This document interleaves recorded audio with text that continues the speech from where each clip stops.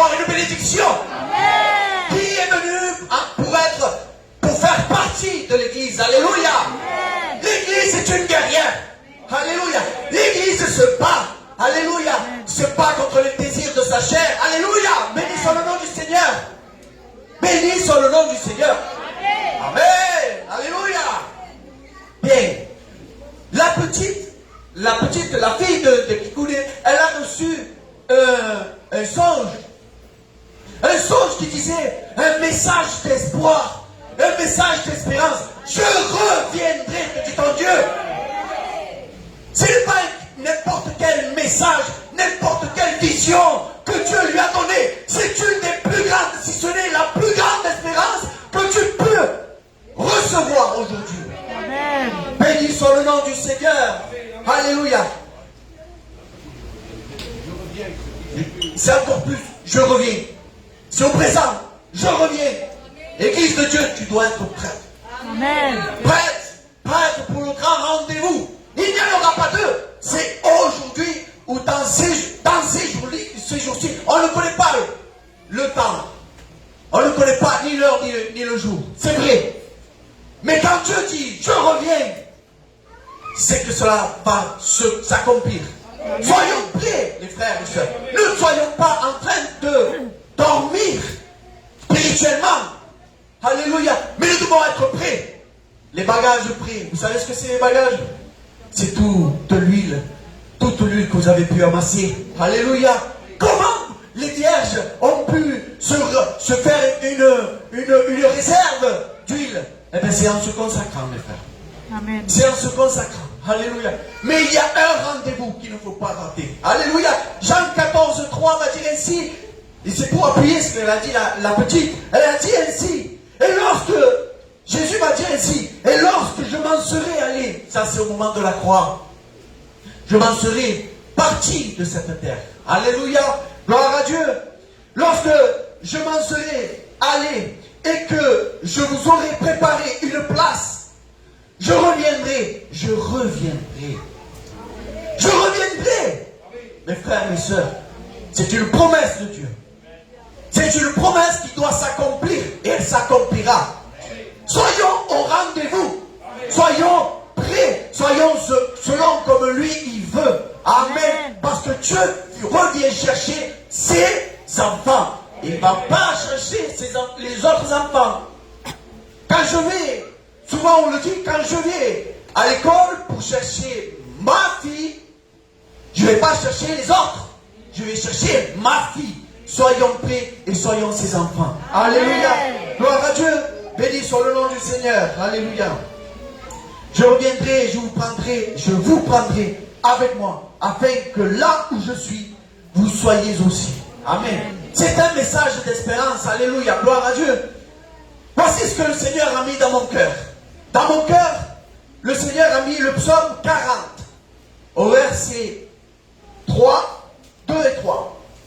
Le psaume 40.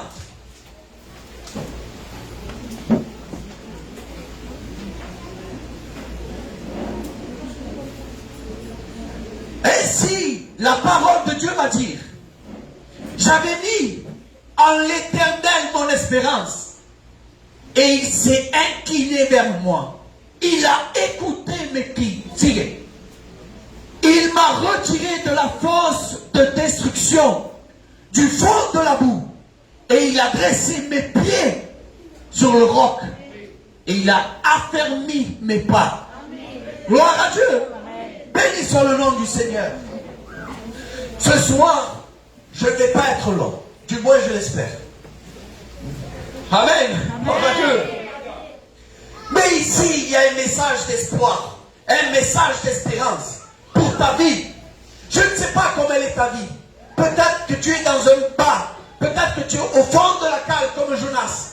Peut-être que tu n'as plus d'espoir. Tu t'en bats. Tu as pris le navire qui va à Tarsis. Mais peut-être que le Seigneur va te réveiller. Il va te dire, mais où tu es? Est-ce que tu es droit dans les voies du Seigneur? Est-ce que ta vie est réglée comme le Seigneur? Est-ce que ta vie aurait besoin d'un réglage? D'un réglage du constructeur divin. Béni soit le nom divin. Alléluia, de Jésus-Christ. Amen. Alors, pour vous dire que Jésus-Christ est le constructeur. C'est lui qui est créateur. Alléluia. Avec le Père et le Saint-Esprit. Amen. Gloire à Dieu. Et peut-être que, comme nos vies, peut-être, elles ont besoin d'un petit tour de clé, on va dire. Il y a une anecdote qui dit, il y avait une Mustang. Une Mustang qui était sur la route. Elle roulait très très bien, puis d'un coup elle tombe en panne. Elle tombe en panne. Et l'homme qui la conduisait a levé le capot, mais il ne comprenait rien. Il n'était pas mécanicien et encore moins le constructeur. Amen. Gloire à Dieu. Mais voici qu'il y a un homme qui s'arrête à côté de lui, qui va dire, levez le capot, je suis avec vous, venez, ouvrez le capot. Il va lever le capot, il va la faire redémarrer. Pourquoi? Parce qu'il avait en face de lui Monsieur Ford. Amen. Gloire à Dieu. Monsieur Ford qui était le constructeur. Et il connaissait toutes les pannes, il connaissait sa voiture comme sa poche. Alléluia. Amen. Il connaissait toutes les failles, il connaissait tout pour pouvoir justement les arranger si elles tombent en panne sur la route. Alors peut-être que tu es en panne sur la route. Mais Dieu veut te donner un message d'espoir. Un message d'espérance. En qui, si tu es par terre, peut-être que ta vie est mal en ce moment, je ne sais pas. Peut-être même que tu t'es arrêté sur la route. Mais sache qu'il y a le constructeur aujourd'hui. Amen. Il y a le divin roi. Alléluia. Qui vient, qui s'arrête sur ta route. Et il va te dire, voici ce qui ne va pas. Alléluia. Gloire à Dieu. Alors, au verset 2, il va dire ainsi. Verset 2, voilà. Il va dire, j'ai mis en l'Éternel mon espérance. Pas l'espérance de l'autre. Sa propre espérance. Ça veut dire quoi? Qu'il ne faut pas vivre sur les bénédictions des autres. Il faut vivre avec ses propres bénédictions. Et il faut être en lieu de nouvelles bénédictions. Il ne faut pas s'arrêter. Il faut toujours avoir, si je peux dire, la niaque. La niaque, ça veut dire l'envie. Avancer. Ne pas s'arrêter. Et si tu as besoin, alléluia, mais ça on va le voir un peu plus loin. Si tu as besoin, je veux le dire quand même, quitte à le répéter. Parce que si on le dit une fois, peut-être qu'il va être oublié. Mais si on le dit deux fois, déjà ça va rester. Alléluia. Bénissons le nom du Seigneur. Alors, il va mettre son espérance, mon espérance, en l'Éternel. Il s'est incliné vers moi. Il a écouté mes cris. Amen. Amen. Amen. Je suis sec. Je vais boire, pardonnez-moi, je vais prendre un petit goût. Voilà. Donc voilà. Il va dire, il s'est incliné vers moi et il a écouté mes cris. Vous savez, quand on crie à l'Éternel, Amen. La lumière s'est réveillée. Quand on crie à l'Éternel, la Bible va dire. Alléluia. Quand on crie, quand un malheureux crie, l'Éternel entend et délivre de toutes ses détresses. Amen. L'Éternel entend. Et pour cause, Jésus entend tous tes cris. Jésus entend tes larmes. Il sait lire sur tes larmes. Je ne sais pas par où tu passes, mais Jésus sait lire sur les larmes. Amen. Amen. Gloire à Dieu. Il y avait un homme qui était assis sur le chemin. Il était assis sur le chemin. Au bord du chemin. Il a crié ainsi, fils de David, aie pitié de moi. Mais on le laissait de côté. Non, n'importune pas le maître. Mais il va redoubler d'efforts. Il faut que tu aies la niaque, l'église de Dieu. Il faut que tu aies la niaque, il faut que tu aies envie, il faut que tu te battes. Alléluia. Pour avoir quoi? Ta bénédiction. Qui veut avoir sa bénédiction? Amen. Amen. La bénédiction, c'est ce qu'on désire le plus. Avoir la présence de Dieu dans notre vie. Alléluia. Il y avait un homme qui l'avait perdu. C'était David. C'était ça. Le salut. Il va dire ainsi, Seigneur, rends-moi la joie de ton salut. Amen. Alors peut-être que tu as peut-être perdu ton salut. Tu as peut-être perdu les pédales peut-être. Mais le Seigneur veut te faire revenir. Amen. Alléluia. Amen. Il veut te remettre en selle. Alléluia. Il veut te remettre sur la route. Gloire à Dieu. Alors, Bartimée, cet aveugle, va crier 2 fois plus fort. Fils de David, aie pitié de moi. À ce moment-là, Jésus s'arrête. Et comme il est bon de pouvoir arrêter Jésus-Christ sur la route, parce que ça veut dire que Jésus a prêté attention à tes pétitions. Amen. Il va le faire venir. Bartimée va sauter. Il va lâcher son manteau. Sa justice, sa vieille justice, il va la laisser. Alléluia. Il faut accepter la justice de Dieu. Et la justice de Dieu, c'est que Jésus-Christ a payé pour nous. Amen. Amen. Son sang nous purifie de tout péché. Amen. Alléluia. Il nous pardonne de tous les péchés. C'est pour ça que je te disais ce soir, le Seigneur te pardonne de tout péché, de toutes tes fautes, de tes manquements. Mais il faut revenir. Alléluia. Amen. Gloire à Dieu. Amen. Jésus t'offre une nouvelle vie. La Bible va dire ainsi, et je suis obligé de le dire. Le Seigneur me l'a mis à cœur, ici en venant. Ici, on était en train de parler avec... Le pasteur était en train de parler, et le Seigneur m'a mis à cœur. Vous savez, dans 2 Rois, au chapitre 18, Ézéchias était un roi qui était agréable au Seigneur. Vous savez pourquoi? Parce qu'il a écarté, il a abattu toutes les statues, tous les trucs de Baal, tous les faux dieux. Je ne sais pas si tu as des faux dieux. Je ne sais pas si tu as des idoles. Voilà, eso es la parole. Je ne sais pas. Vous savez ce que c'est une idole? Une idole, c'est tout ce qui passe avant Jésus-Christ. Tout ce qui se passe, tout qui passe avant Dieu. Et nous devons mettre Dieu avant toutes choses. Amen. Si tu veux que ta vie change, si tu veux recevoir la bénédiction, il faut que tu changes les choses. Il faut que tu écartes les idoles. Je ne sais pas, ça peut être quoi? Ça peut être peut-être le foot, je ne sais pas. Trop de foot. Si le foot passe avant le Seigneur, c'est pas bon. Si c'est le téléphone qui passe avant Dieu, pour le modérer. Alléluia. Si c'est autre chose, je ne sais pas ce que ça peut être. Mais il faut le modérer. Le mettre en seconde position pour le Seigneur. Amen. Alléluia. Gloire à Dieu. Alors, je vais continuer. Bartimée, il a crié à Dieu. Il a crié à Jésus. Il a fait venir. Il va lui dire, que veux-tu que je te fasse? Que je recouvre la vue. Et ainsi, il a recouvert la vue. Il a eu sa bénédiction. Il y avait une autre femme. La femme syrophénicienne.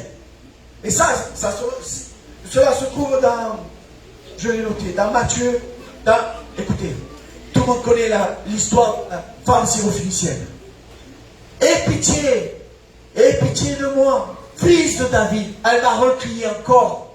Une autre personne qui va crier à Dieu. Et vous savez, elle a eu sa bénédiction.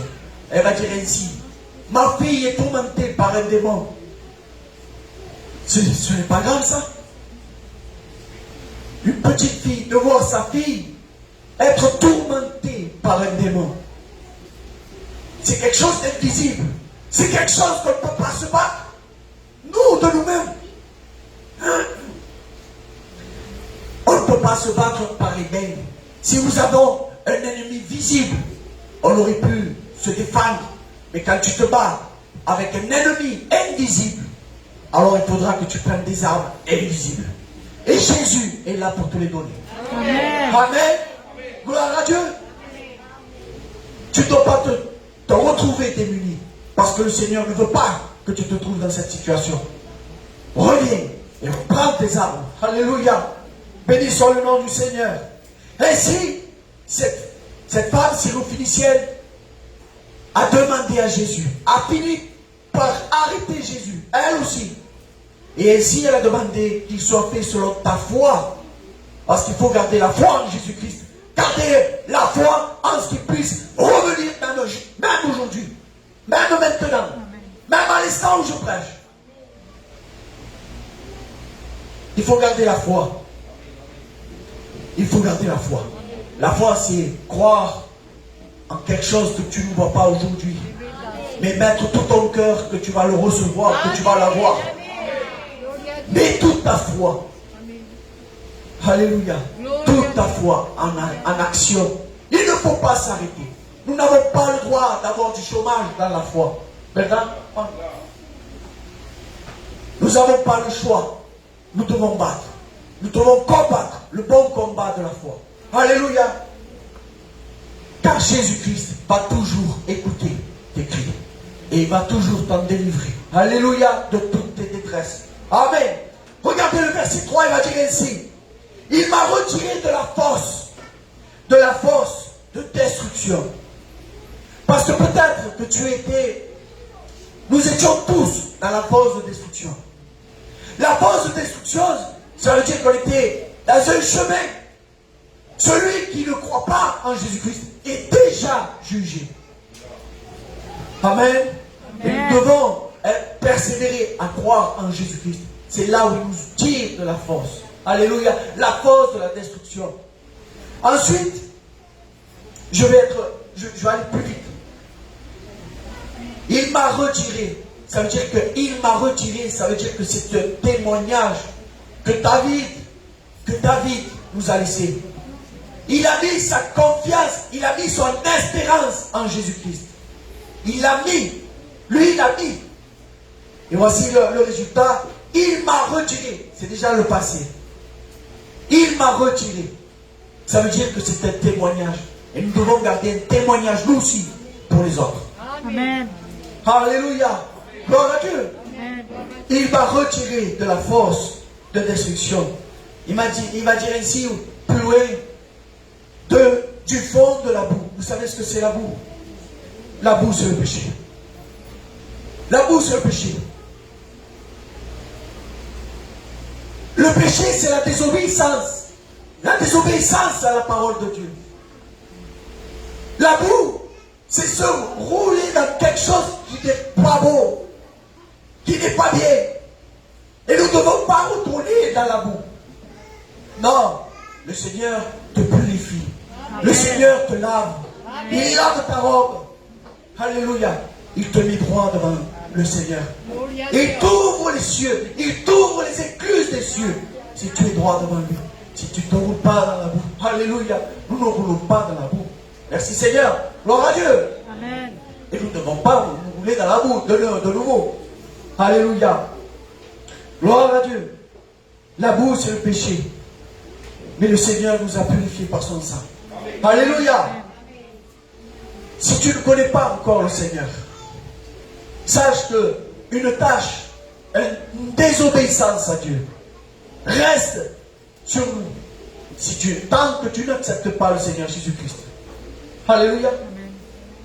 Une fois que tu connais Jésus-Christ et que tu restes dans la parole de Jésus-Christ, alors la trace de la boue n'y est plus.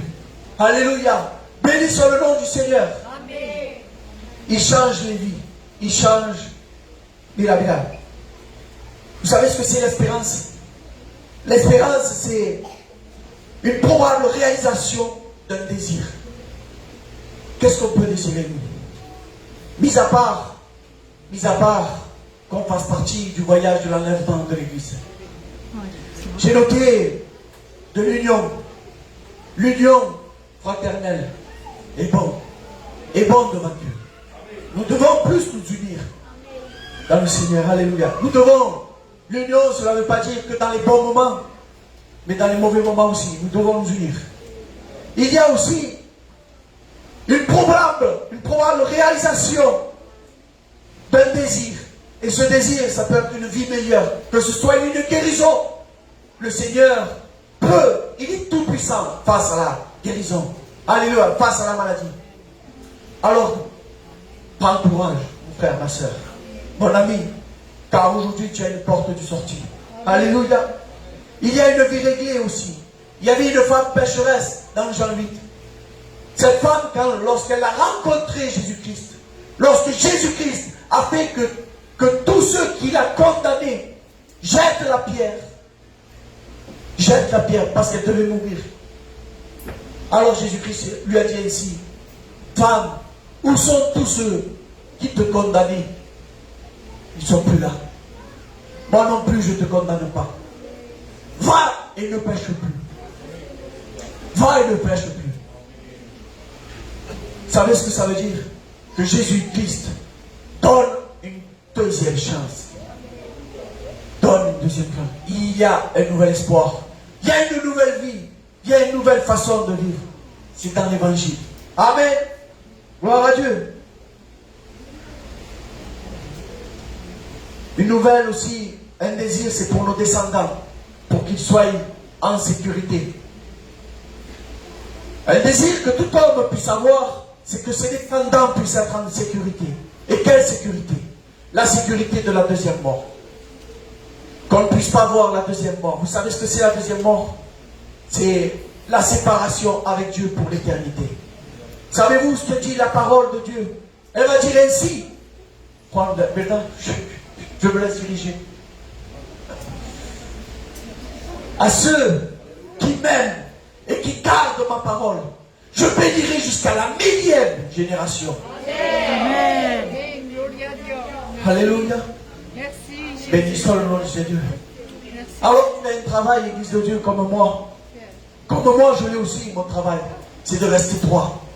Droit dans le Seigneur. Et ma génération, les générations croient que le Seigneur puisse souvenir nous. Aujourd'hui ou peut-être demain, dans les années qui viennent. Mais de voir que en mettant ma confiance en Dieu, que mes enfants puissent voir comment j'aborde le Seigneur. Et que je l'aime. Et que je veux que mes enfants puissent poursuivre. Et l'Éternel gardera jusqu'à 1000 générations. Amen. Gloire à Dieu. Je vais passer un peu plus vite. Je vais terminer par cela. Au verset 3, il continue ainsi. Il a dressé mes pieds sur le roc.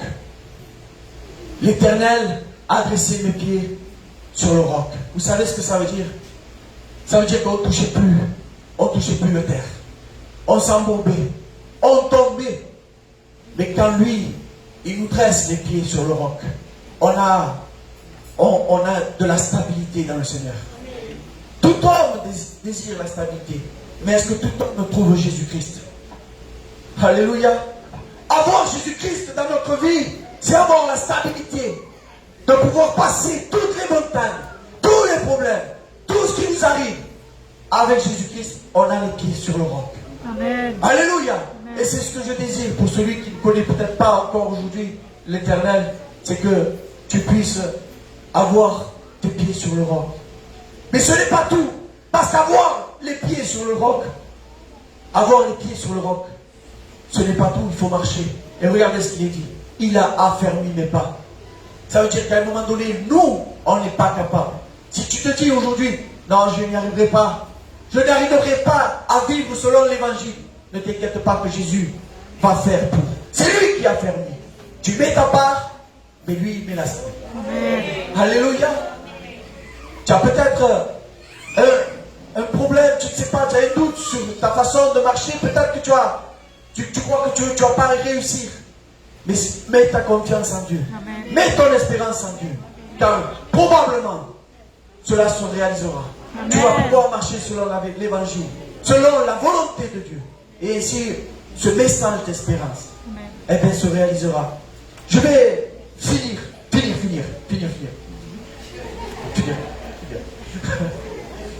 Je vais dire à ceux qui vaincront, à ceux qui vaincront sur leurs désirs charnels, à ceux qui vaincront et qui garderont la parole du Seigneur. Voilà ce qu'il va dire. Apocalypse 2:5 va dire ainsi: je leur donnerai à manger de l'arbre de la vie dans le paradis de Dieu.